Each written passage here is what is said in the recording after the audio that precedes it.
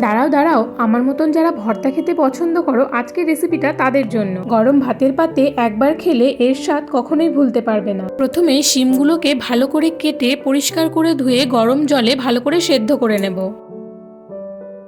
এবারে শুকনো কড়াইয়ে কয়েকটা শুকনো লঙ্কা, রসুন, পেঁয়াজ ভালো করে ভেজে নেব। এতে 1 চামচ মতন কালো জিরেও দিয়ে দেব। এবারে মিক্সিং জারে সব কিছুকে ঠান্ডা করে একসঙ্গে দিয়ে পরিমাণ মতন লবণ দিয়ে ভালো করে ব্লেন্ড করে নেব। কড়াইতে সর্ষের তেল গরম করে তাতে কালো জিরে আর শুকনো লঙ্কা ফোড়ন দিয়ে দিয়ে দেব পেঁয়াজ কুচি। পেঁয়াজগুলোকে সুন্দর করে ভেজে বেরেস্তার মতন তৈরি করে নেব। এবারে এতে বেটে রাখা শিমটা দিয়ে দেব।